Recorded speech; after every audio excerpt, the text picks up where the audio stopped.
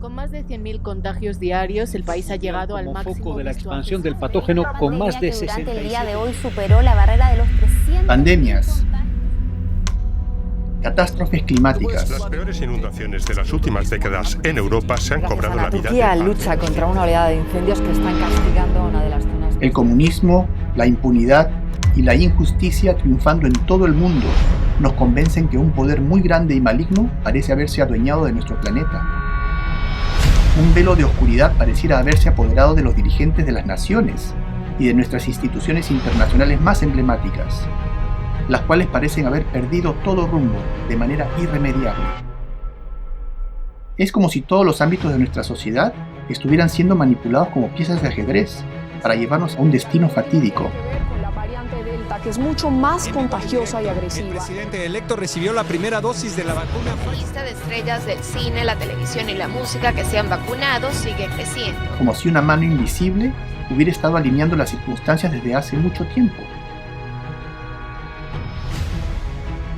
Se dice que la Orden Jesuita ha sido y es la organización más instrumental del poder papal sobre toda la tierra.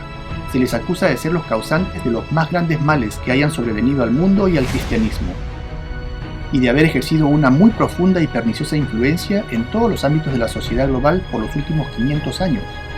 El libro de Apocalipsis los menciona como un inmenso enjambre de langostas que sube sobre toda la tierra.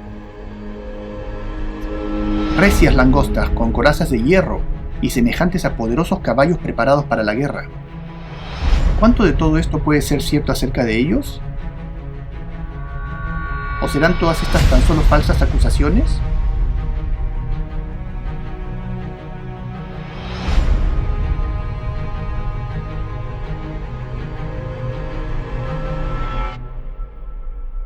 Bienvenidos al primer capítulo de nuestra serie El engaño de iniquidad. A este primer capítulo le he dado por título El enjambre de langostas, porque es ahora que vamos a iniciar un análisis factual de aquellas temerarias langostas de las cuales habla el libro de Apocalipsis, de la Orden Jesuita. Vamos a aprender cómo es que esta organización piensa, y vamos a ver qué tan grande y poderosa es esta organización papal al hacer un recuento de su accionar en el mundo. Y más adelante vamos a aprender lo más importante, y es de qué maneras insospechadas es que todos nosotros somos afectados por el trabajo de esta polifacética organización papal, para que de esa manera sepamos cómo defendernos y sobrevivir al ataque. No sin la ayuda de Jesucristo de nuestro lado, por supuesto. Todo esto a continuación, aquí, en Verdad Victoriosa.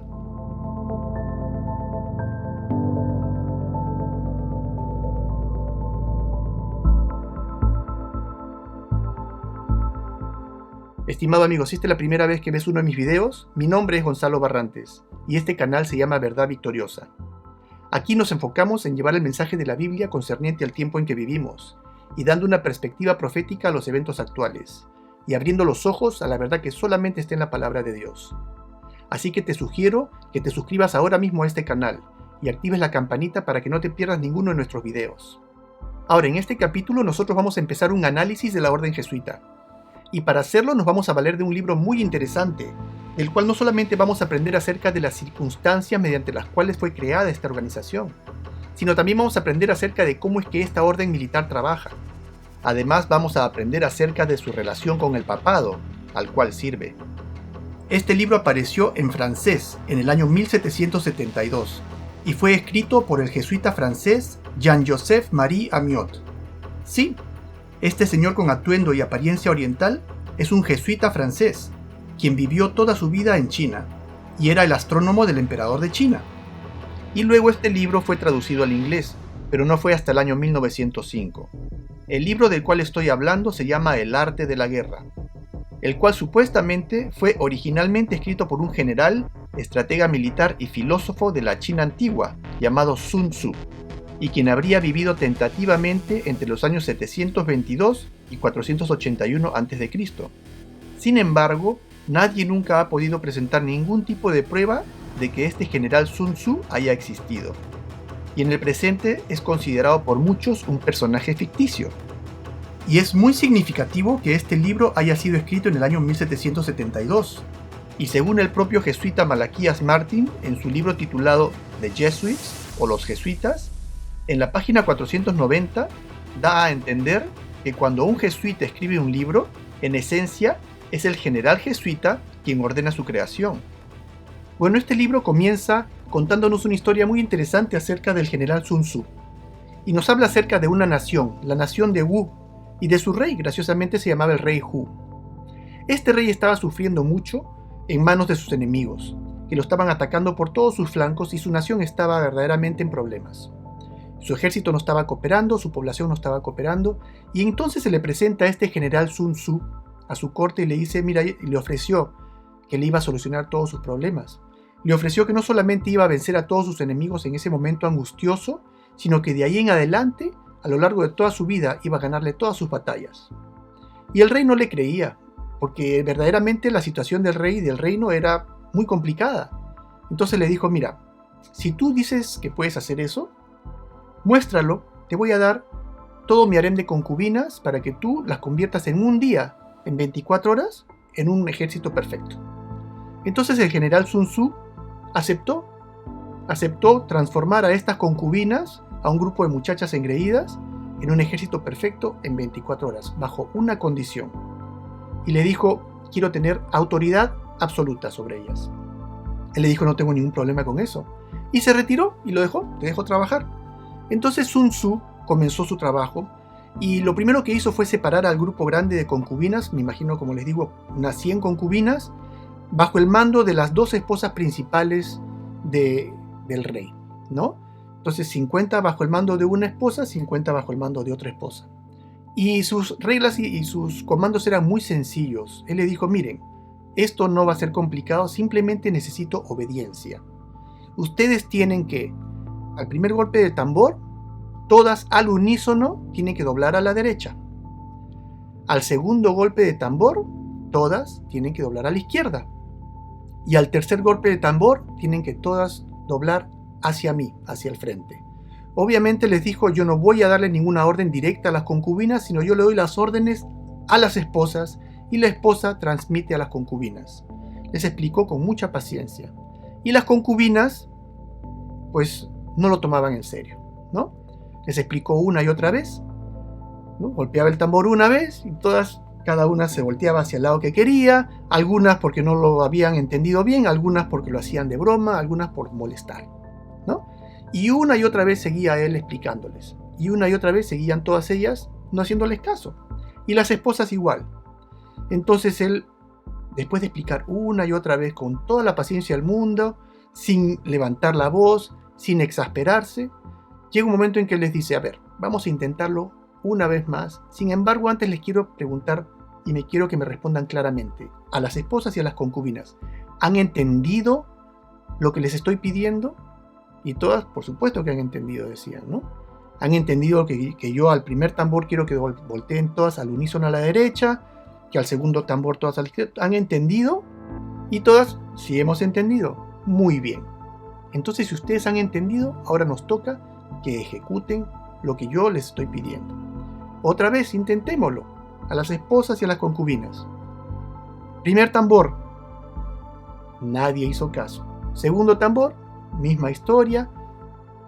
Pareciera que simplemente no tenían la menor intención de cooperar. Entonces él dijo, bueno, llamó a las 2 esposas al frente y les dijo, lo que ustedes acaban de hacer se llama insubordinación. Y la pena en corte militar por la insubordinación es la muerte. Entonces él se disponía a ejecutarlas, pero sin embargo los siervos del rey fueron corriendo donde el rey a decirle, Sun Tzu se ha vuelto loco, quiere matar a tus esposas. Y el rey vino corriendo y le dijo, pero ¿qué estás haciendo? Esto es una práctica y tú me estás dando una demostración, tú no tienes que pasar hasta el extremo de querer matar a mis esposas. Y él le dijo, mira, tu asunto es serio y yo estoy hablando en serio. Y también yo te pedí autoridad absoluta sobre tus concubinas y tus esposas. Y ellas han cometido insubordinación y la pena de insubordinación es la muerte. Entonces él procedió inmediatamente y las ejecutó con su espada. Acto seguido, se dirige directamente a las concubinas y les dice, vamos a intentarlo de nuevo. Entonces él agarra el tambor, golpea el tambor, una vez. Pregunto, ¿qué piensan ustedes que ocurrió? El ejército más disciplinado y monolítico que se pueden imaginar.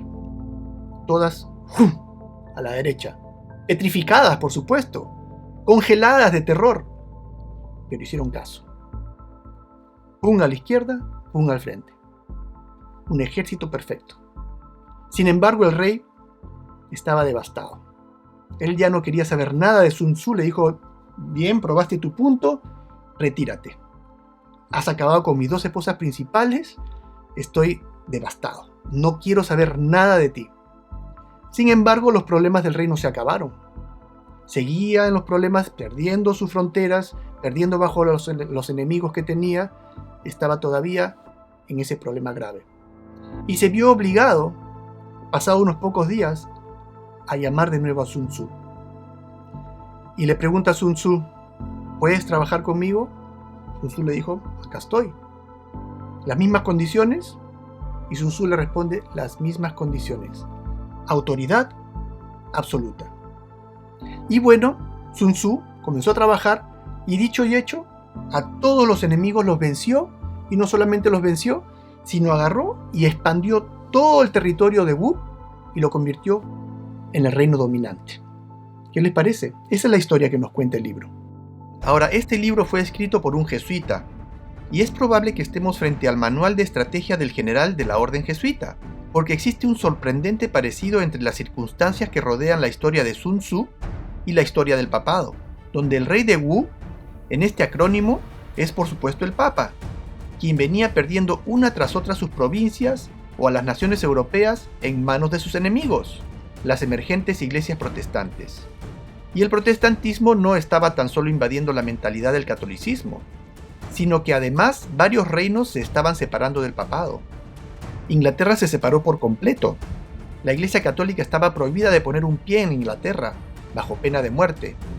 Alemania los expulsó, Holanda los expulsó, los checos los expulsaron. ¿Y quién es Sun Tzu en esta trama?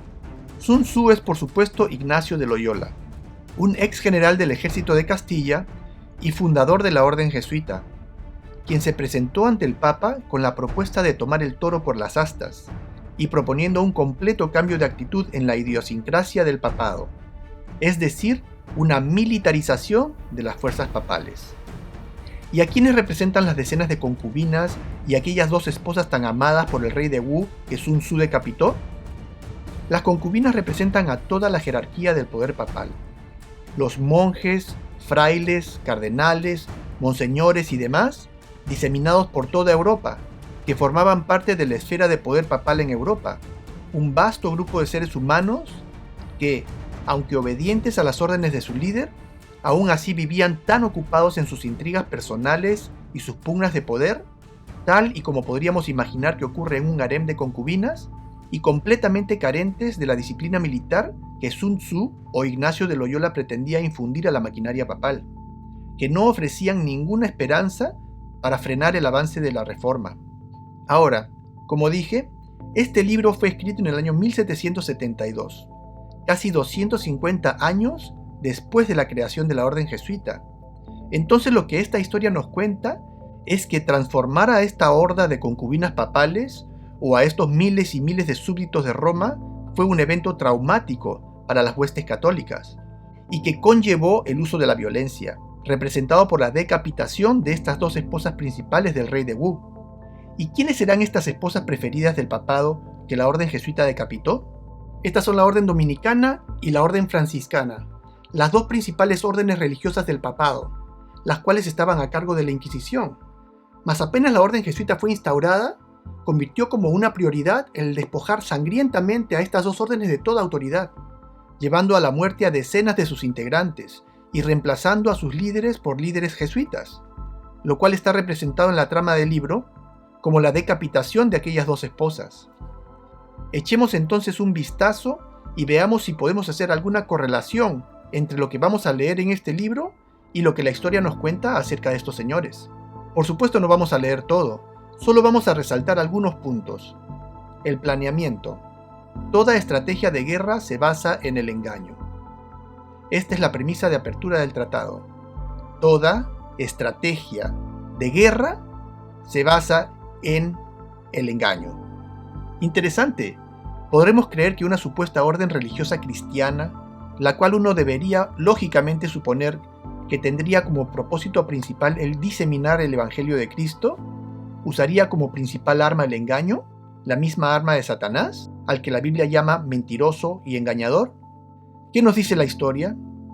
En el capítulo anterior pudimos leer cómo estos dos famosos padres de la patria de los Estados Unidos de América, John Adams y Thomas Jefferson, compartían su asombro y disgusto al ser testigos de la penetración jesuita en tierras norteamericanas, bajo lo que ellos llamaron tantos disfraces como tan solo un rey de los gitanos podría asumir.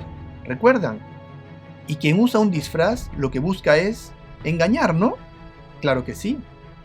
Luego dice, ahora, el general que gana una batalla hace muchos cálculos en su templo antes de librar la batalla.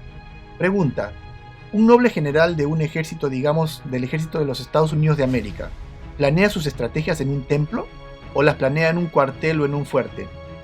Pero este general es diferente. Él planea en un templo.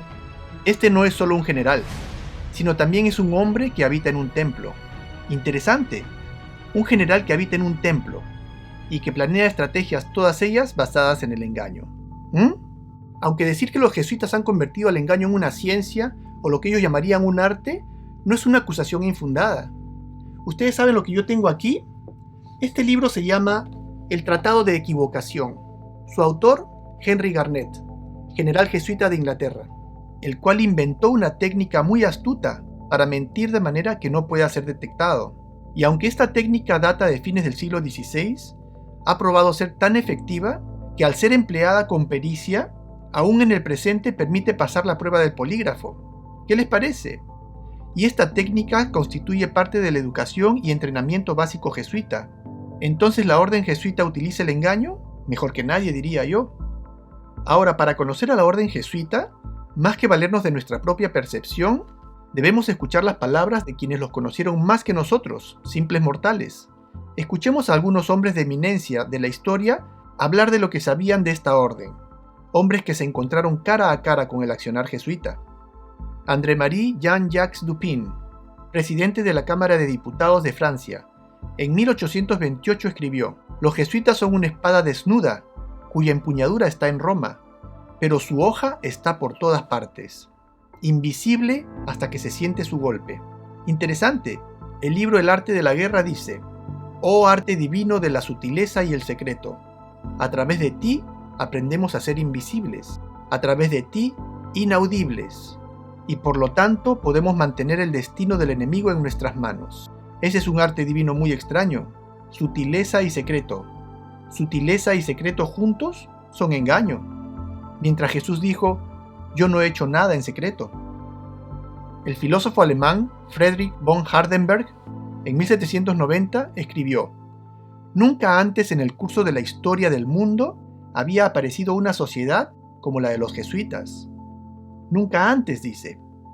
Ni el antiguo Senado romano mismo trazó planes para la dominación mundial con mayor certeza de éxito.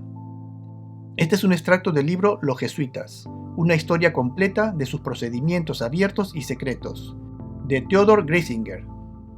El historiador Edmond Paris, en su libro La historia secreta de los jesuitas, escribe: «El público prácticamente desconoce la abrumadora responsabilidad que tiene el Vaticano y sus jesuitas en el inicio de las dos guerras mundiales, así como del curso que estas guerras llevaron, situación que puede explicarse en parte por las gigantescas finanzas a disposición del Vaticano y sus jesuitas, dándoles poder en tantas esferas, especialmente desde el último conflicto.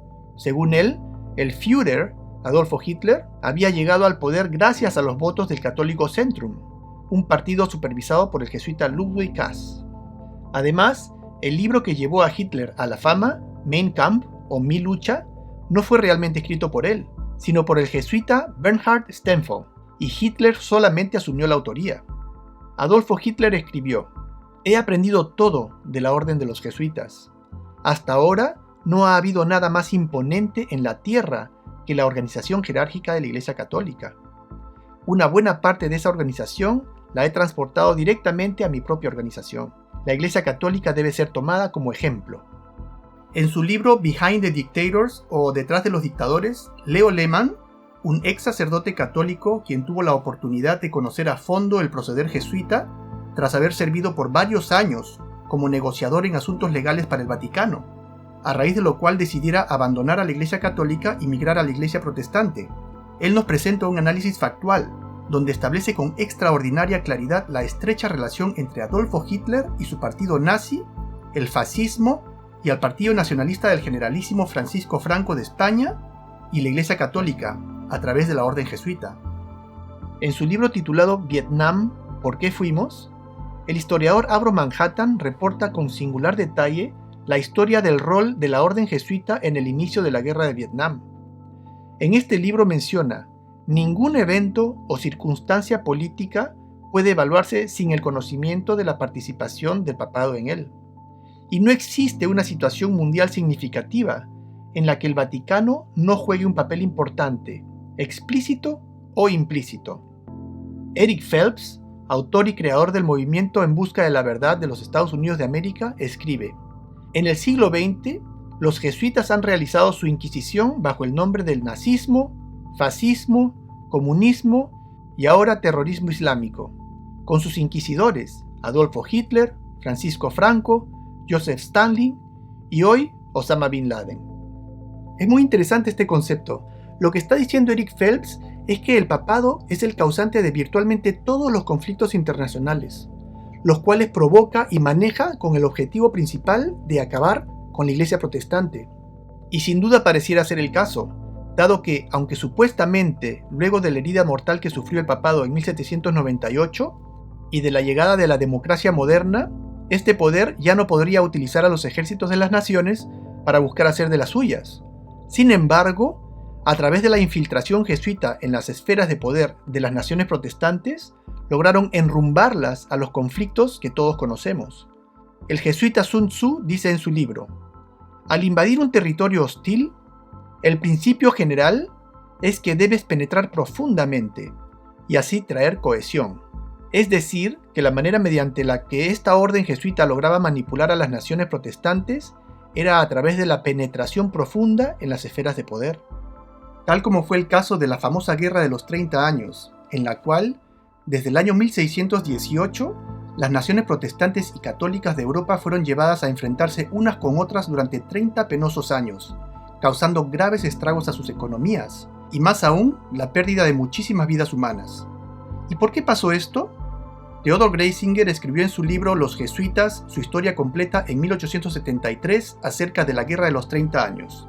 Él dice: el objetivo de los jesuitas era que la guerra se convirtiera en verdad en una guerra de aniquilación. Además, era posible que permitieran que se llegara a la paz con países cuyos gobiernos rebeldes habían promulgado una ley por la que ningún jesuita debería atreverse jamás a mostrar su rostro bajo pena de muerte dentro de sus fronteras. Saben que los jesuitas fueron expulsados de prácticamente todos los países de Europa, incluyendo los países católicos, por ser tan divisivos que aún los reyes católicos se vieron obligados a expulsarlos, y quienes los expulsaran, sus países fueron destruidos, católicos o no. Toda la espantosa responsabilidad por la terrible guerra de 30 años debe descansar sobre el emperador Fernando II y sus maestros, consejeros y amigos íntimos, los hijos de Loyola. Y coincidentemente, todos los países involucrados en las guerras mundiales tenían algo en común. Todos ellos, por una u otra razón, eran enemigos del papado. La nación de Alemania, además de haber sido la primera nación que humillara al papado por haber sido la creadora de la Reforma, también se había rápidamente convertido desde su unificación en el año 1871 en una gran nación protestante. Inglaterra, además de ser también una poderosa nación protestante, llevaba una larga historia de enemistad con el papado, y hasta cometió la osadía de producir para el mundo la más fiel traducción de la Biblia hasta el día de hoy, la Biblia King James. Francia, la que una vez fuese hija predilecta del poder papal, pasó a convertirse en la nación que, bajo las órdenes de Napoleón Bonaparte, decidiera marchar a Roma y derrocar al mismísimo papado en 1798, como pudimos ver, causándole la herida mortal de la cual habla Apocalipsis 13:3.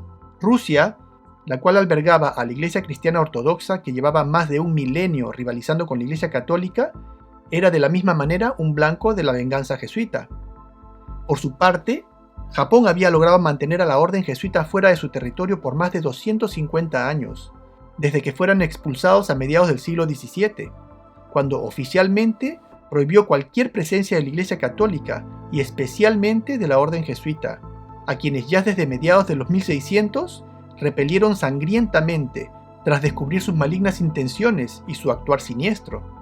Aunque secretamente, esta orden logró penetrar con su logia masónica en Japón con la reapertura del comercio con países extranjeros, lograda por el oficial naval estadounidense e integrante de alto nivel de la logia masónica Matthew Perry en 1866, y abriéndose camino rápidamente a las altas esferas políticas y militares, desde donde logró influenciar el ingreso de Japón a la Segunda Guerra Mundial para su propia desgracia. Y por supuesto, luego del infame genocidio atómico perpetrado contra las ciudades de Hiroshima y Nagasaki y la destrucción de la jerarquía real japonesa, de una manera aún más extensa que la destrucción causada a las otras naciones involucradas en esta guerra, no fue nada difícil lograr, no solo que Japón levantara la prohibición al catolicismo y al jesuitismo en sus tierras, sino también la penetración en las destruidas Alemania, Francia e Inglaterra, tal y como lo plantea Sun Tzu, que dice: cuando arda fuego en el campamento del enemigo, debes atacar con todas tus fuerzas. O en otras palabras, en medio de la peor parte de la guerra mundial, cuando las naciones sufran sus peores momentos, la orden jesuita se dedicó con el mayor ahínco a destruir al enemigo protestante y expandir su esfera de poder. Regresando a nuestro libro jesuita El arte de la guerra, leemos: por lo tanto, un general sabio debe lograr alimentarse a costas del enemigo. Un cargamento de las provisiones del enemigo es equivalente a 20 de los propios. Entonces, cuando vas a la guerra, la mejor manera de hacerlo es logrando que se utilicen los recursos y las armas del enemigo contra sí mismo. Y si tienes varios enemigos, pues hacer que los unos acaben con los otros. El ensañamiento con que estos países se destruyeron unos a otros ha sido causa de asombro para todos aquellos que llevaron el recuento de la devastación que las guerras mundiales causaron a los países involucrados. La increíble imprecisión de los bombardeos aéreos, supuestamente dirigidos a objetivos militares, son considerados por muchos historiadores en el presente como actos deliberados que buscaron más que nada la destrucción más extensa posible del sector civil, es decir, de la población protestante. Aunque curiosamente, ni la Italia papal, quien era aliada de Alemania en la guerra, ni España o Portugal o el resto de países sin población protestante significativa sufrieron prácticamente daño alguno. En el capítulo 7 del libro de Daniel, al referirse a la cuarta bestia, la cual en el capítulo 1 de este estudio pudimos identificar como Roma, se le presenta como un poder político religioso que devora y desmenuza o destruye a las demás naciones, y que más allá de destruirlas, luego las holla con sus pies o las pisotea, y más adelante también dice que este poder a toda la tierra devora, trilla y despedaza, es decir, que destruye a todo el mundo. Una profecía fascinante.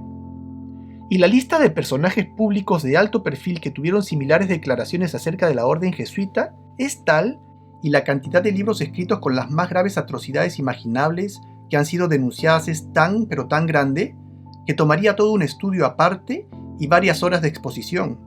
Sin embargo, solo estoy queriendo que en el mínimo tiempo posible nos esforcemos por comprender la magnitud del ataque papal al mundo, la seriedad del asunto, porque así de intenso es también el ataque espiritual, de lo cual, cuando hablemos en el próximo capítulo, es importante que comprendamos que este ataque es perpetrado por la misma fuente jesuita, y por lo tanto, con las mismas armas de engaño y maldad extrema. Regresando al libro El arte de la guerra, el jesuita escribe: por lo tanto, las victorias del general no le dan ni una reputación de sabiduría ni un crédito por su coraje. Aquí tenemos otra revelación. Pregunto yo, si el general de un ejército gana una batalla, ¿no es aclamado? ¿Quién no conoce al general Montgomery, por ejemplo? ¿O a Napoleón Bonaparte? ¿O a los grandes generales de las guerras de la historia? Pero este general no recibe crédito por su astucia o su coraje. Este es un general anónimo, escondido detrás de cámaras, detrás de un velo de engaño, moviendo los hilos. En el año 1720, Michelangelo Tamburini entonces general de los jesuitas, le dijo al duque de Brancas: «Mire, mi señor, desde esta sala gobierno no solo París, sino China. No solo China, sino el mundo entero, sin que nadie sepa cómo lo hago. Por la boca muere el pez, dicen». Y es así como la orden jesuita dio a luz a la logia masónica, un complejo conglomerado de sociedades secretas entrometidas en todos los ámbitos de la sociedad y las esferas de poder, desde la Gran Orden de los Caballeros de Malta, la Orden de la Cruz Roja, y llegando hasta los estratos más bajos, repletos de grados y jerarquías. Y al conocer el significado de sus indumentarias, podremos caer en cuenta que aquellos atuendos tan vistosos, que para muchos de nosotros no son más que ropa de alcurnia, tienen una razón muy específica de ser, y que no existe prácticamente ningún hombre o mujer de renombre mundial que no sea parte de estas sociedades secretas, y directa o indirectamente súbditos de Roma. Federico II o Federico el Grande de Prusia hizo revivir los altos grados y las constituciones masónicas del antiguo rito, y él mismo redactó los estatutos en 18 artículos bajo la guía de la orden jesuita. Enciclopedia de la Logia Masónica. Albert Mackey mismo lo dice. Muy interesante. Y ahora leamos esto. Esta es una fuente increíble. Este libro escrito por nada menos que la ocultista Elena Blavatsky, la autora de la Doctrina Secreta. Ella dice que las sociedades secretas son todas creación de los hijos de Loyola. La Logia de Escocia y todas las demás. Todas las sociedades secretas son trabajadas bajo las instrucciones del general de los jesuitas. ¿Qué les parece? Entonces, ¿quién controla a los masones? Los jesuitas. No hay duda al respecto. Hemos confirmado la inducción del caballero templario masón en el consejo de dicha orden de caballeros, y confiando que siempre se humillará a sí mismo como para conducir a la gloria de IHS. IHS son las iniciales del emblema jesuita, del Dios más santo y todopoderoso, y para el honor de su marca lo recomendamos. Este es un ritual masón, el cual es completamente jesuita. Aquí vemos un templo masón en Oklahoma, y este es un emblema IHS en su vitral. Este es un templo de la logia masónica. ¿Qué haría el símbolo de la orden jesuita ahí? Todavía hay ancianos, hombres y mujeres por todo el país, que le dirán que si rastrea la masonería a través de todas sus órdenes hasta llegar a la cima, a la cabeza de la orden masónica en el mundo, descubrirás que aquel temible individuo y el general de la Sociedad de Jesús son la misma persona. James Patron, historiador norteamericano, entre muchos otros que coinciden con él. Entonces podemos esperar ver personas que no se presentan como jesuitas liderando en posiciones de poder, ¿cierto? Y es exactamente lo que vemos que siempre ha sido el caso, donde las personas comúnmente identificadas con las decisiones políticas y militares importantes, obviamente nunca son jesuitas, sino aquellos hombres que, perteneciendo a la logia masónica u otras diversas sociedades secretas que la orden jesuita controla, constituían el brazo laico de esta organización. Hombres del pasado como George Washington, Simón Bolívar, José de San Martín, Winston Churchill, Adolfo Hitler, hombres que tomaban decisiones que sus superiores les dictaban, y aunque en muchos casos seguramente convencidos de estar en lo correcto, aunque sin embargo completamente ciegos de los verdaderos propósitos detrás de ellas, tal como lo explica nuestro libro El Arte de la Guerra, donde el jesuita dice: que tus planes sean oscuros e impenetrables como la noche. Es tarea del general el ser silencioso, y así garantizar el secreto en posición vertical y justa, y así mantener el orden. Él debe lograr desconcertar a sus oficiales y hombres con informes y apariencias falsas, y así mantenerlos en total ignorancia. En otras palabras, ¿un jesuita subalterno necesariamente conoce el plan completo? No. De hecho, según dice, él es alimentado con desinformación con la finalidad de no conocer el completo panorama o el propósito real de sus acciones. Pero sean cuales fueran las órdenes que recibe, cuando el tambor suena una vez, ¿qué es lo que hace? Voltear a la derecha, y al instante. Y no puede entender la situación, pero eso no importa, hará su parte. Y si un jesuita subalterno no conoce el propósito real de sus directivas, pues mucho menos aquellos hombres a los cuales pone al frente para realizar dichas órdenes, ¿no? Por supuesto. En el libro de Timoteo 3:13 describe esta situación diciendo: mas los malos hombres y los engañadores irán de mal en peor, engañando y siendo engañados.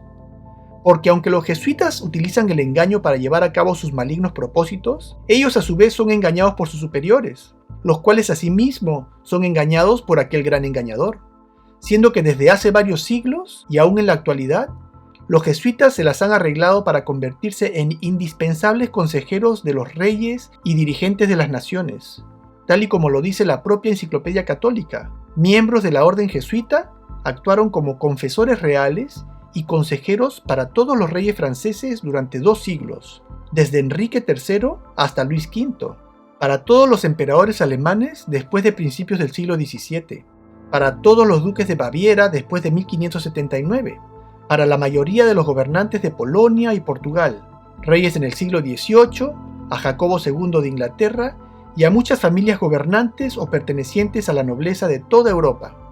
A diferencia de Japón, en la China la orden jesuita se abrió una brecha importante y ya desde el año 1582 comenzaron su penetración con un éxito tal que ya para el año 1601 el jesuita Matteo Ricci logró convertirse en el consejero principal del emperador Zhu Yijun y el primer europeo en lograr entrar en la ciudad prohibida en Beijing, aunque para lograrlo, entre sus muchas insidiosas mañas jesuitas, consiguió mimetizarse de tal manera con la raza china que mudó su aspecto de manera sorprendente, fabricando para sí mismo y para sus compañeros vestimenta similar a la usada por los monjes budistas y confucianos, diseñadas cuidadosamente por el mismo Matteo Ricci.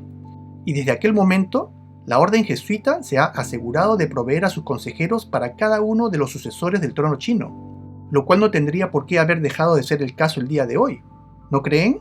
Y quienes prefirieran prescindir de su consejo, se convertían automáticamente en sus enemigos, y muchas veces eran asesinados.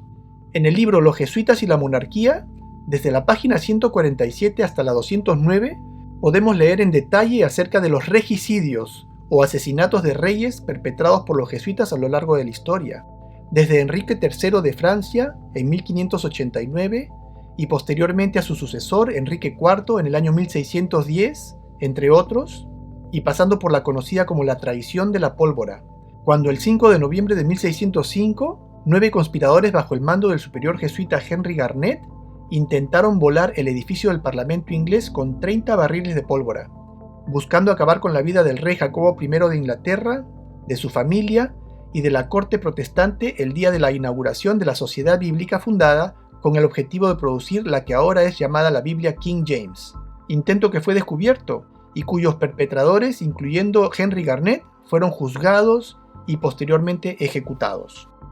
Además del asesinato del zar Alexander II de Rusia, con una bomba de nitroglicerina el 13 de marzo de 1881, por nombrar algunos. ¿Y qué tanto de esto será el caso en el presente, en que miembros de esta orden, a través de las sociedades secretas, se encuentren posicionados en las esferas de poder en todo el mundo, y como consejeros de los gobernantes de las naciones, moviendo los hilos de poder y manipulando así el curso de los acontecimientos que vemos ocurrir a nuestro alrededor en el presente? Y ejerciendo el mismo destructivo efecto a la sociedad global, como hemos aprendido que lo hizo en el pasado? Yo creo que la pregunta que deberíamos hacernos sería mejor, ¿existe algo en el presente o ha existido algo que haya podido contrarrestar el inmenso avance del poder papal a través de su orden jesuita? Porque, seamos claros acerca de esto, todo lo que yo he presentado nos pinta un panorama muy claro. Estamos hablando de una gran guerra, la madre de todas las guerras. Porque como estamos revisando, todos los conflictos que se nos han presentado como eventos independientes de la historia, ya sea en el Japón, en Sudamérica, Europa, en los Estados Unidos de América, bajo la perspectiva bíblica, se constituyen como las varias batallas de una misma guerra. En Apocalipsis 18:24 dice que en las manos del papado no solamente se halló la sangre de los profetas y los santos de Dios, sino que también de todos los que han sido muertos en la tierra. Lo que sonaría como una exageración, ¿cierto? Sin embargo, según estamos viendo, resulta ser una realidad, que es nada menos que la continuación y el escalamiento cada vez más cruento de una milenaria enemistad entre el pueblo de Dios y los hijos de la desobediencia, o tal como diría Génesis 3:15, una enemistad perpetua entre la descendencia de la mujer o de la iglesia de Dios y la descendencia de la serpiente. Aunque esta es una lucha desigual, porque mientras un bando lo tiene muy claro, el otro parece no darse por enterado. Y respondiendo a la pregunta que nos hicimos antes, y la respuesta es absolutamente no. Nada ha cambiado entre el pasado y el presente que haya podido frenar el avance y el crecimiento del poder papal en el mundo, porque en ningún momento ha surgido alguna circunstancia o fuerza que haya podido revertir esta situación. Y muy por el contrario, si este patrón de insaciable e indesmayable ataque jesuita no ha sido interrumpido, podemos obviamente esperar que a estas alturas el problema haya llegado a su máximo poder y peligrosidad. En el libro de Daniel 11:36 dice que el sumo pontífice romano, a quien llama el Rey del Norte, prosperará hasta que sea consumada la ira de Dios, es decir, prosperará hasta el final. Y en el versículo 39 dice que llegaría a apoderarse de las fortalezas más inexpugnables y que colmaría de honores a los que le reconozcan. Y es exactamente lo que vemos ahora, en que, a través de esta organización, el papado ha llegado a cubrir por completo todo nicho de control sin excepción, y hasta la más alta jerarquía de poder. La Biblia se refiere repetidamente a Satanás como el príncipe, o el gobernante de este mundo, y el mismo Satanás, al tentar a Cristo, le ofrece todos los reinos de la tierra, los cuales no podría ofrecer si no le pertenecieran, ¿cierto? Y por supuesto que todo príncipe ha de tener un ejército, ¿o no? Un ejército terrenal que hace su voluntad, la cual sabemos que es destruir al pueblo de Dios. En Apocalipsis 9:11 dice que estas langostas, esta orden jesuita, tienen por rey sobre ellos al ángel del abismo. ¿Y quién es el ángel del abismo? ¿Quién otro que el enemigo de Dios? Pero aún con todo lo hablado hasta aquí, cuesta mucho creer que personas con una apariencia tan inofensiva sean en verdad capaces de todas las cosas mencionadas hasta ahora. ¿Será posible que esta apariencia también sea un disfraz? ¿Qué nos dice acerca de esto nuestro libro? El jesuita escribe: enmascarar fuerza con debilidad y ocultar coraje bajo una máscara de timidez presupone un fondo de energía y talento. Curioso. Entonces tenemos a un general que planea en su templo cuidadosamente, moviendo los hilos para utilizar las fuerzas de sus enemigos en contra de ellos mismos en vez de usar las propias, y escondiéndose en el anonimato, y cuyos integrantes ocultan su coraje y violencia bajo un garbo de timidez, o debilidad, o santidad. ¿Qué otra cosa puede ser esto que un jesuita? Que tal como lo escribió Ellen White en su magnífico clásico La Gran Controversia, donde dice: cuando los jesuitas aparecían como miembros de su orden, vestían un atuendo de santidad, visitando prisiones y hospitales, ministrando a los enfermos y a los pobres, profesando haber renunciado al mundo, y llevando el sagrado nombre de Jesús, que andaba haciendo el bien. Pero bajo este exterior intachable, los propósitos más criminales y mortales a menudo se ocultaban. Pregunto yo, ¿creen ustedes que en verdad es importante hablar de todas estas cosas en el contexto de un estudio bíblico? ¿No nos estaremos tal vez desviando de nuestro propósito de llevar la palabra de Dios? De hecho, eso parece, aunque no es el caso, porque en nuestro próximo capítulo vamos a hablar de los otros aspectos de este ataque que son los que verdaderamente queremos conocer, donde el engaño del enemigo ha sido perfeccionado a su máxima expresión, aunque para llegar nos es necesario primero hacer lo que estamos haciendo ahora, que es repasar un poco de su historia, y analizando su proceder y sus estrategias en el ámbito político y bélico, donde su actuar ha sido claramente establecido, de manera que podamos reconocerlos en los otros ámbitos de la sociedad, donde han logrado camuflarse hasta haberse hecho invisibles, o casi invisibles. Y cuando revisemos eso, vamos a caminar mano a mano con la palabra de Dios, y poniendo al descubierto las artimañas con las que somos seducidos, y nos va a ser de mucho provecho. Ahora prestemos toda nuestra atención a lo que vamos a leer a continuación, que nos va a servir mucho saber de esta organización. Escuchémoslo de su propia boca. Ceremonia de inducción y juramento extremo de los jesuitas. Biblioteca del Congreso de los Estados Unidos de América. Tarjeta de catálogo número 66-43354. Ahí lo tienen. Dice: se te ha enseñado a plantar insidiosamente las semillas de los celos y el odio entre comunidades, provincias y estados que estuviesen en paz, e incitarlos a actos sangrientos, involucrándolos en guerras entre sí, y crear revoluciones y guerras civiles en países que fueran independientes y prósperos, y cultivasen las artes y las ciencias, y disfruten de las bendiciones de la paz. A ponerte en el lado de los combatientes y actuar en secreto en acuerdo con tu hermano jesuita, que podría estar luchando en el lado contrario, pero abiertamente opuesto a aquello a lo que podrías estar conectado, buscando que en las condiciones fijadas en los tratados de paz, la Iglesia salga ganando al final, y que el fin justifica los medios. ¡Wow! Esto se llama dialéctica hegeliana. Planta semillas de celos y odio. creas dos bandos opuestos y secretamente los conduces a que se destruyan el uno al otro hasta que no quede nada de ellos. Y al final, manipulas las condiciones de paz entre ellos, donde el beneficiado no sea ni el uno ni el otro, sino un tercero, tú. Brillante, y lo que ocurre en todos los ámbitos de la sociedad, como veremos más adelante.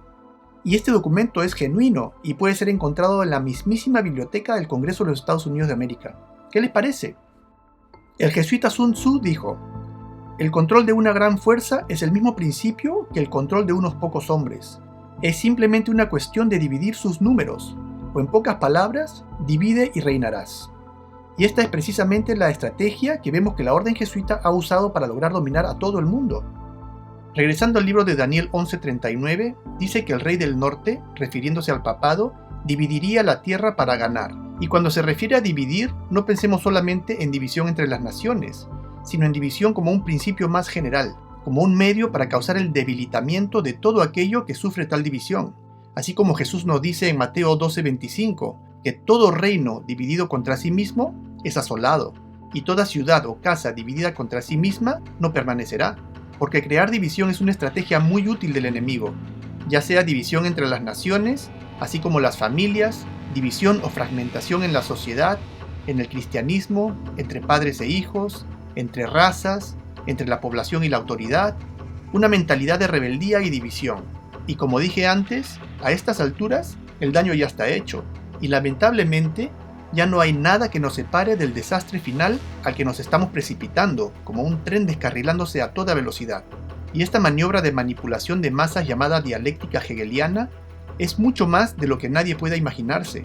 Es una arma poderosísima y uno de los instrumentos preferidos usados por las fuerzas papales jesuitas desde hace varios siglos, no solo en asuntos políticos y bélicos, sino además en ámbitos completamente insospechados, y la que ha llegado a perfeccionar a niveles increíbles en el presente, y cuyo efecto se puede ver reflejado en esta sociedad completamente fragmentada y confundida más allá de cualquier intento de solución en la cual vivimos hoy. Y de esto vamos a hablar con más detalle en nuestro próximo capítulo. Y vamos a descubrir que, tal como dice la palabra de Dios, nuestra lucha no es contra sangre y carne, sino contra principados, contra potestades, contra los gobernadores de las tinieblas en este siglo, contra huestes espirituales de maldad en las regiones celestes, porque este gran engaño en el cual se encuentra sumida toda la tierra no es tan solo el resultado del esfuerzo de seres humanos, sino que es obra de un intelecto superior. Es un trabajo sobrenatural perpetrado por el diablo, quien, como dice la palabra, ha descargado toda su artillería en estos tiempos finales con gran ira, sabiendo que tiene poco tiempo. Ahora nos toca hablar del siguiente punto de nuestro tema. Hablamos hace unos minutos acerca de cómo las guerras mundiales fueron especialmente destructivas para las naciones protestantes, aunque de todas las involucradas no mencionamos a la más importante de todas, los Estados Unidos de América, la nación protestante sobre la cual el papado tenía puesta toda su atención desde mucho antes de su fundación. Pregunto yo, ¿Satanás conoce la Biblia? Claro que sí, la conoce mucho mejor que el mejor de los reformadores. Y si John Wesley pudo deducir, en base al versículo de Apocalipsis 13:11, que la segunda bestia surgiría inmediatamente después del cumplimiento de los 1260 años de la primera bestia, es decir, alrededor del año 1798, ¿podremos creer que Satanás tenía también este conocimiento? Claro que sí, y más aún especialmente porque ya había un indicio muy firme acerca de quién sería esta segunda bestia, porque como está escrito, esta segunda bestia surgiría de la tierra, y siendo que, tal como lo dice Apocalipsis 12:16, precisamente fue la tierra la que abrió su boca y acogió a la mujer, o a la iglesia de Dios, tragando a las aguas, o naciones que el dragón lanzó contra ella en Europa. Y siendo que existía una sola región en el mundo entero que llegó a concentrar a la principal masa de protestantes que huían de la persecución papal en Europa, la cual eran las colonias inglesas de Norteamérica, región a la cual la Biblia llamó la Tierra, entonces no sería ilógico creer que el enemigo de Dios, quien ha de haber tenido sus ojos bien abiertos buscando por todo el mundo la aparición de dicha tierra de la cual habla la profecía, que siguiendo el rastro de la iglesia de Dios haya puesto toda su atención en aquella región y que se haya estado preparando para volcar toda su artillería apenas tuviera la oportunidad de poner sus manos en ella, ¿o no? Y fue así como, una vez identificada la tierra de la cual hablaba la palabra de Dios, que el papado y sus jesuitas pusieron en marcha un plan para su invasión y su destrucción. En su libro, nuestro amigo jesuita Sun Tzu dijo: Quien quiera que esté primero en el campo y espere la llegada del enemigo, estará fresco para la pelea. Entonces debe ser el primero en el campo. Si quieres lograr que el sistema de gobierno del enemigo secretamente trabaje a tu servicio, conviene llegar al campo enemigo primero, porque como leímos antes, un cargamento de provisiones del enemigo es equivalente a 20 de los propios. ¿Recuerdan? Sigue diciendo, quien quiera que esté segundo en el campo y tenga que apresurarse para luchar, llegará exhausto.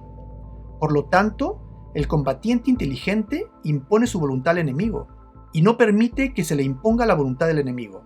Por lo tanto, ese general es hábil en el ataque cuyo oponente no sabe qué defender. Y es hábil en la defensa cuyo oponente no sabe qué atacar. Fascinante. Entonces, según esto, la orden jesuita tendría que haber llegado a Norteamérica desde antes de su fundación. Y así fue, siendo que la orden jesuita puso pie en tierras norteamericanas ya desde el año 1634, tan solo 14 años después que los primeros colonos llegaran en el Mayflower, siendo el primero en arribar el jesuita Andrew White, quien fundara la colonia de la provincia de Maryland. Y desde ese punto en adelante, la orden jesuita continuaría su propia colonización de Norteamérica desde las sombras, y hasta llegar al punto en que la misma orden jesuita, a través de su logia masónica, llegara a ser la gestora de su independencia de Inglaterra en el año 1776. Requisito indispensable, ya que las 13 colonias eran inglesas, e Inglaterra no quería saber nada del papado ni mucho menos de la orden jesuita. ¿Y cómo lograron los jesuitas la independencia?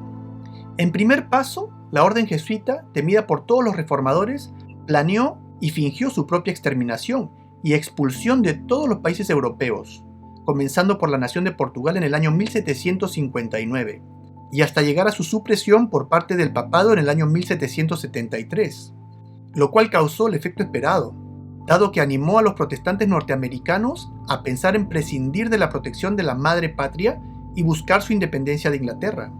Sin embargo, el tiempo demostraría que esta falsa exterminación del jesuitismo fue nada menos que una estrategia de la cual también habla Sun Tzu cuando dice: entonces, por lo tanto, cuando eres capaz de atacar, debes parecer incapaz.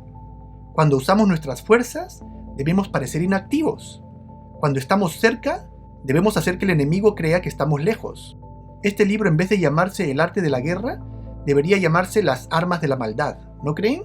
Luego, en un segundo paso, se gestionaría la independencia, utilizando a su George Washington, Benjamin Franklin y otros fieles masones, aunque no sin convencerlos primero de incluir en la constitución de esta nueva nación leyes que otorgasen libre entrada, así como libre desempeño de manera irrevocable a la orden jesuita, lo cual lograron con las enmiendas que promulgan la libertad de religión y de asamblea. ¿Qué les parece?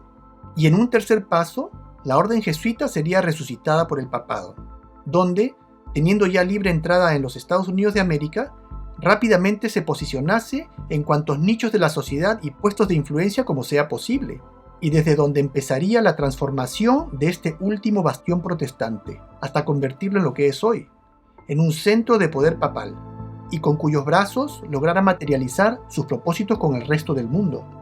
Abraham Lincoln, el 16º presidente de los Estados Unidos de América, escribió hablando acerca de la Guerra Civil estadounidense: esta guerra nunca hubiera sido posible sin la siniestra influencia de los jesuitas. Le debemos al papado que ahora veamos nuestra tierra enrojecida con la sangre de nuestros hijos más nobles. Aunque había grandes diferencias de opinión entre el sur y el norte sobre la cuestión de la esclavitud, ni Jeff Davis ni ninguno de los líderes de la Confederación se habrían atrevido a atacar al norte si no hubieran confiado en la promesa de los jesuitas, que, bajo la máscara de la democracia, el dinero y las armas de los católicos romanos, e incluso las armas de Francia, estaban a su disposición si nos atacaban. Sigue diciendo: los protestantes tanto del norte como del sur seguramente se unirían para exterminar a los sacerdotes y a los jesuitas, si supieran cómo los sacerdotes, las monjas y los monjes que diariamente desembarcan en nuestras costas, con el pretexto de predicar su religión, son nada menos que los emisarios del Papa, para socavar nuestras instituciones, alejar el corazón de nuestro pueblo de nuestra constitución y nuestras leyes, destruir nuestras escuelas y preparar un reinado de anarquía aquí, como lo han hecho en Irlanda, en México, en España y donde quiera que haya gente que quiera ser libre. ¿Y cómo están las instituciones norteamericanas el día de hoy? ¿Y el respeto de sus autoridades a la Constitución? ¿Y sus escuelas?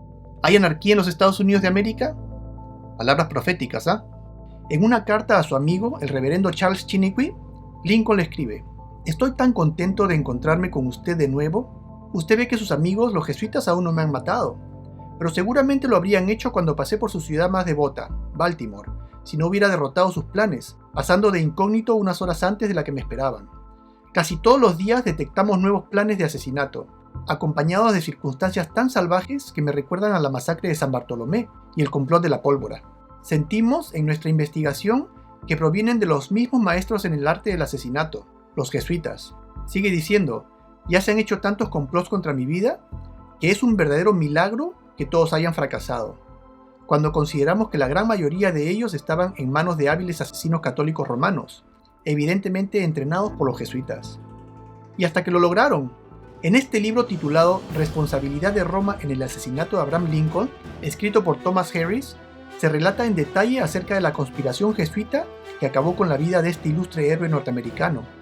Ahora, este libro no fue escrito por un historiador, ni por un periodista, sino por el brigadier general Thomas M. Harris, quien fue miembro de la comisión militar que investigó este atentado, y quien también presidió el juicio contra los 9 conspiradores acusados de asesinar al presidente Abraham Lincoln. En esta foto podemos ver a 4 de los conspiradores siendo colgados tras haber sido condenados a muerte. Otros 3 conspiradores fueron sentenciados a cadena perpetua. Uno fue condenado a 6 años de prisión, y el 9º, John Surratt, logró escapar de la justicia. En esta foto podemos verlo mientras se escondía bajo la protección del Papa cerca de Roma, como miembro de la infantería papal formada por el Papa Pío IX, dedicada a defender los estados papales. En este libro, Thomas Harris escribe: «A pesar del triunfo de la justicia en el juicio militar, la influencia de Roma corría profundamente en el gobierno de los Estados Unidos de América. En 1869, el presidente Andrew Johnson otorgó indulto presidencial a Arnold Mudd y Sprengler. El presidente Johnson ya había, en noviembre de 1865, revocado la recompensa por la detección de Surratt y otros conspiradores, aunque, a pesar de los esfuerzos de Johnson para impedir la extradición de John Surratt de Roma, Surratt fue finalmente arrestado.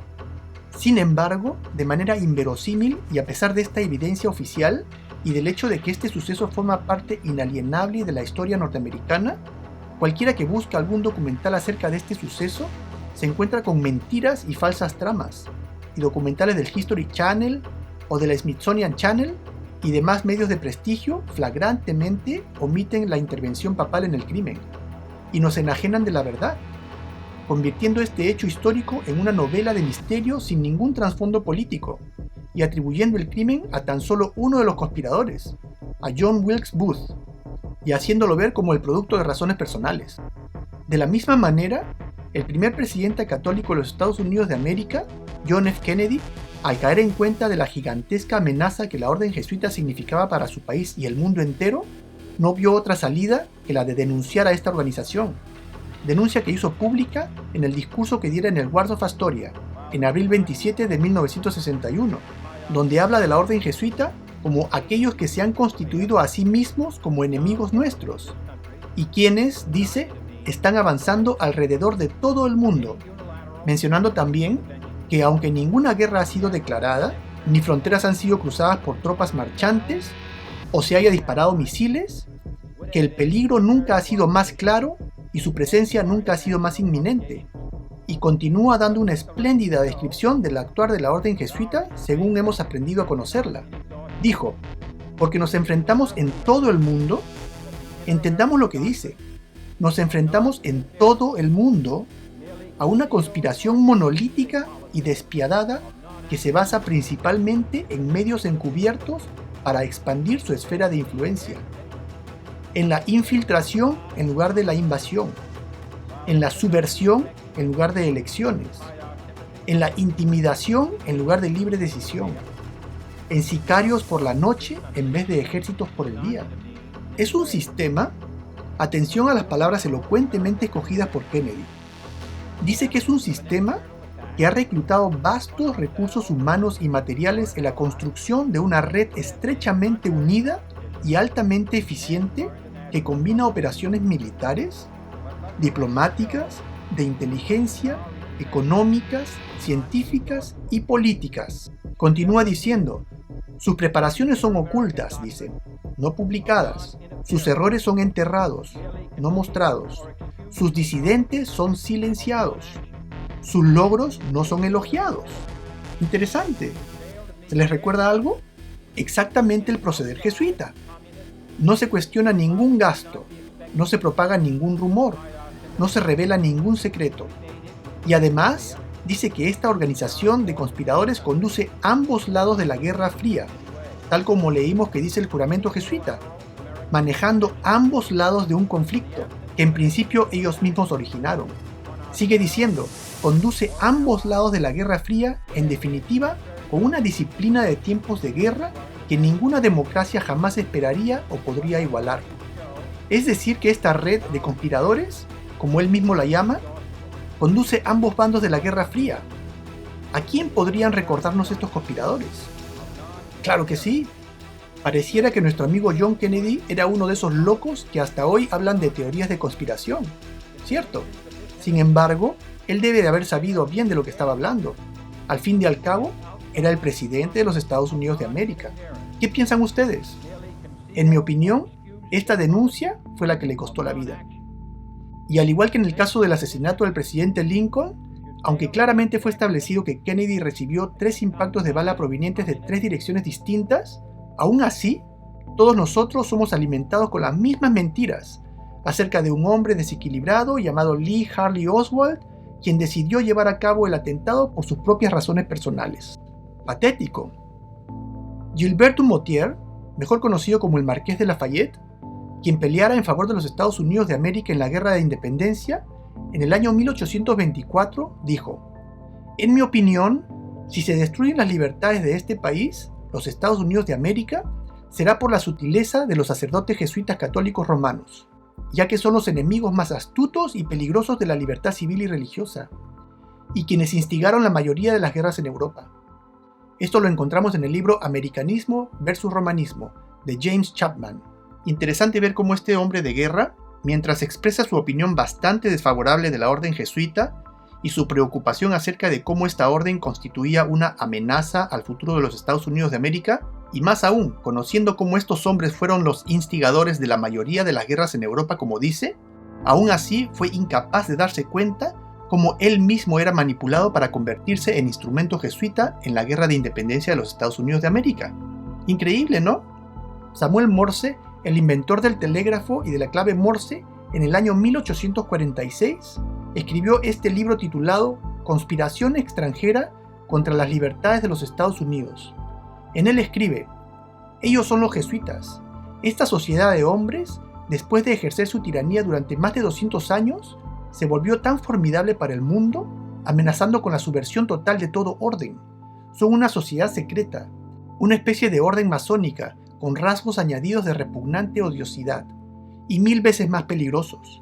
No son simplemente sacerdotes o de un credo religioso. Son comerciantes, abogados, editores y hombres de cualquier profesión, que no tienen placa exterior por la cual ser reconocidos, y están atrincherados en toda la sociedad. Oh arte divino de la sutileza y el secreto, dice el jesuita.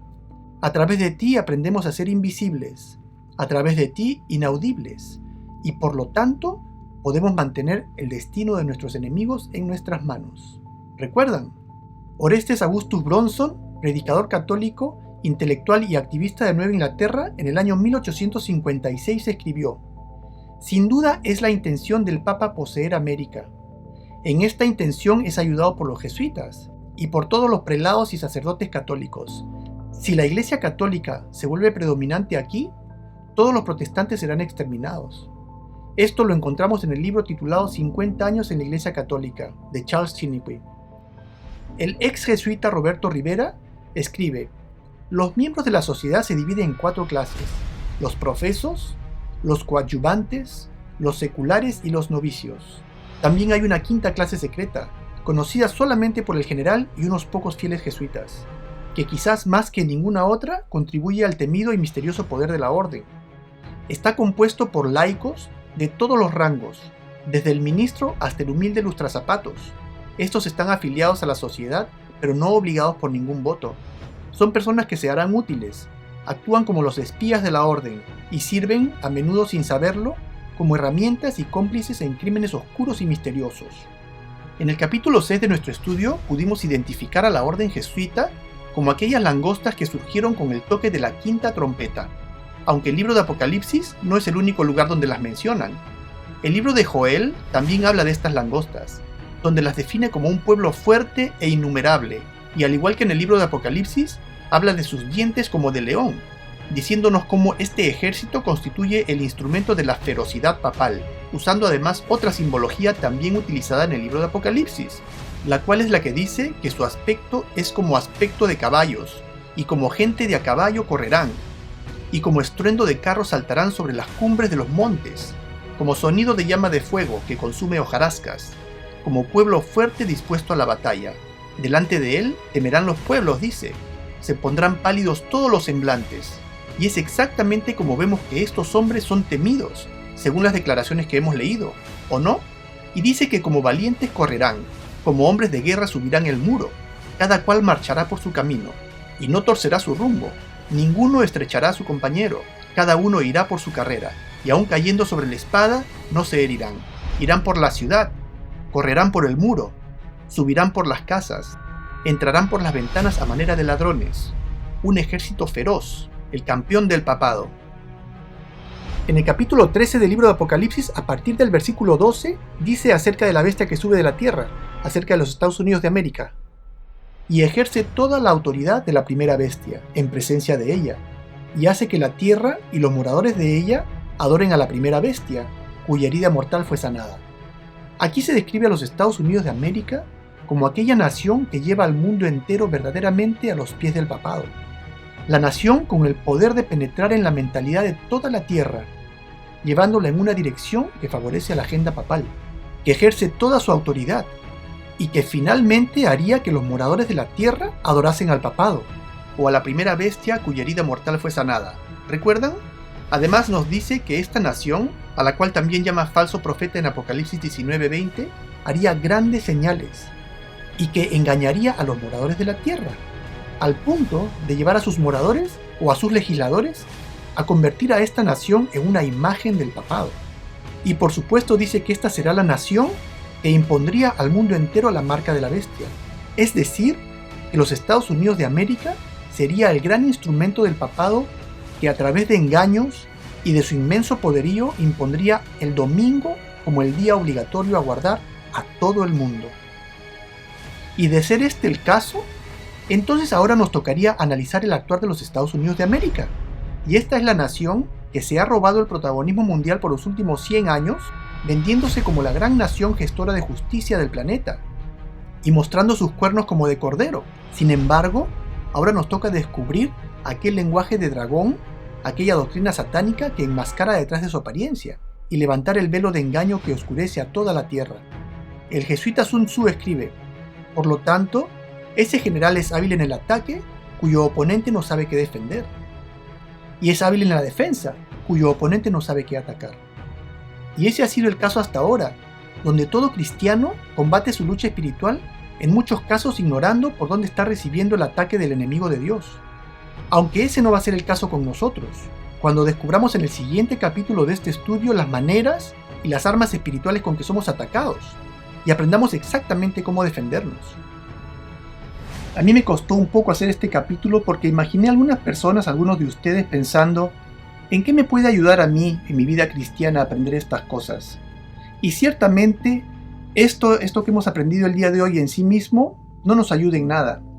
Sin embargo, me he separado estos 2 minutos para aclarar que lo que estamos aprendiendo hoy es parte de una línea de estudio donde es necesario que comprendamos primero la magnitud del involucramiento del papado a través de sus fuerzas jesuitas en los asuntos más importantes que han afectado a la sociedad global, como las guerras mundiales y los asuntos bélicos de los cuales hemos revisado, las independencias de los países, y que existe un trasfondo, una intención distinta a lo que nosotros siempre hemos estado acostumbrados a ver.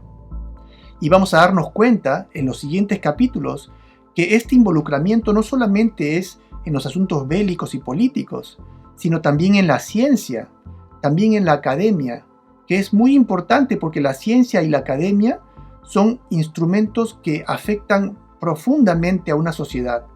y también en la industria, también en la farmacéutica, como vamos a ver en el futuro, en los siguientes capítulos. Vamos entonces a aprender también cómo es que este poder anticristo, de maneras ocultas, astutas, ha logrado oponerse a todas aquellas cosas de Dios. Se ha opuesto a la creación con las teorías que conocemos el día de hoy, como la teoría de la evolución, por ejemplo, las cuales me imagino que muchos debemos pensar como yo mismo en el pasado, que tienen mucha lógica, que la tienen. Sin embargo, ¿son ciertas? ¿De dónde vinieron? ¿Quién las propuso? ¿Y quién las defiende? Todas esas cosas vamos a ver a continuación. Sin embargo, como repito, nos fue importante comprender que las fuerzas papales no son pequeñas, no son limitadas, son poderosas y que verdaderamente son profundamente instrumentales en todos los ámbitos de la sociedad global, lo cual vamos a corroborar en nuestro próximo capítulo. Entonces concluiremos este capítulo enumerando lo que hemos aprendido de las estrategias de ataque del enemigo de la Iglesia de Dios, características que vamos a llevarnos al siguiente capítulo, las cuales nos van a servir para ayudarnos a abrir los ojos. Estas son: el engaño es la principal estrategia. Número 2. El enemigo trabaja escondido, con sutileza y secreto, y es invisible e inaudible, aunque mortífero y muy destructivo. Número 3. Penetra profundamente al territorio enemigo, es decir, que infiltra las naciones e instituciones y las destruye desde adentro. Número 4. Crea conflictos y aprovecha los momentos de mayor crisis para llevar a cabo sus mayores ataques. Número 5.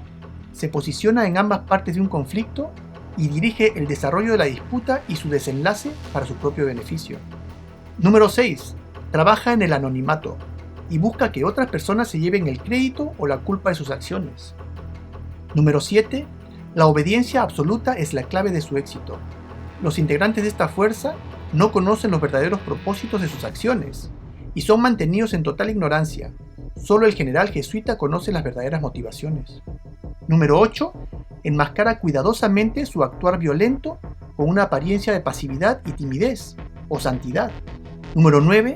Utiliza la estrategia de dividir a sus enemigos y luego hacer que se destruyan unos a otros. Número 10. Esta característica es muy importante. Una estrategia importante que usa la orden jesuita es buscar llegar primero al campo de batalla. Y cuando hablamos del campo de batalla, por supuesto nos podemos referir a cualquier campo en el cual esta organización decide atacar, sea en la ciencia, sea en la política o en cualquier otro campo, porque quienes llegan primero son los que imponen las reglas del juego. Ya veremos más acerca de esta importantísima situación. Número 11 dice que un ataque es exitoso cuando el enemigo no sabe qué defender. Es decir, que los ataques de este enemigo son imperceptibles.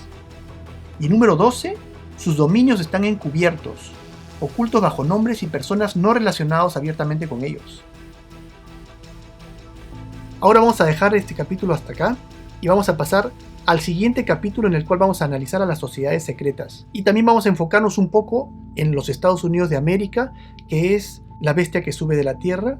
Es una nación muy importante porque los Estados Unidos tiene un efecto poderosísimo en el planeta entero y es de aquí, de este país, de los Estados Unidos de América, de donde sale el engaño que ha puesto un velo de oscuridad sobre el mundo entero. Vamos a hablar de este engaño, vamos a hablar de cómo es que este país, cómo es que los mecanismos de este engaño funcionan, y es cuando realmente llegamos al punto del estudio que es muy importante para nosotros, porque en la práctica nos va a ayudar a poder evitar este ataque de seducción, porque es un ataque de seducción. Vamos a descubrir aquellas cosas que parecen lindas, que parecen buenas, pero que son armas del enemigo. Vamos a ver eso. Sin embargo, antes de pasar a este próximo capítulo, voy a hacer un capítulo intermedio en donde vamos a analizar los eventos actuales, todas aquellas cosas que están dándose en este mundo el día de hoy, en este año, en el 2021. Son nuevas leyes, el comportamiento de las naciones, qué es lo que está pasando en este mundo con referencia a la marca de la bestia, en la perspectiva profética. Vamos a enterarnos que nada se está quedando estático, todo está avanzando a una gran velocidad y tenemos que estar al tanto para que no nos agarre de sorpresa. Bueno, les agradezco mucho por su atención y nos vemos en el próximo capítulo. Bendiciones.